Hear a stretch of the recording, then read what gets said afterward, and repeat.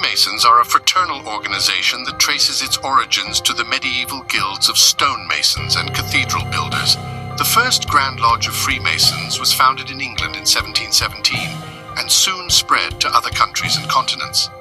The Freemasons have been involved in many historical events and movements such as the American Revolution, the French Revolution, the Enlightenment, and the abolition of slavery. Some of their members have been influential figures in politics, science, art, and culture, such as George Washington, Benjamin Franklin, Mozart, Voltaire, and Mark Twain. The agenda of the Freemasons is to promote the welfare of humanity and the advancement of knowledge.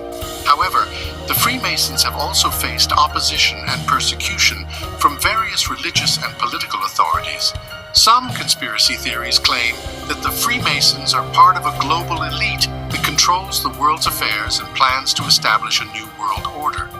Anybody familiar with the compasses and square symbol of Freemasonry? With the G in the middle? Well, that's what the G stands for at the highest level.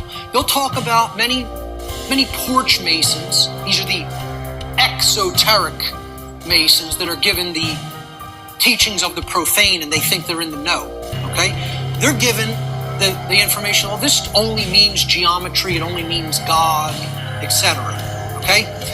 One of the things they'll tell you it means at a slightly higher level is that it means gnosis, knowledge. At a higher level, at illuminated levels of Freemasonry, which are above 32nd degree, they will give you what the real meaning of the G inside the compasses and square is, and it is the generative principle.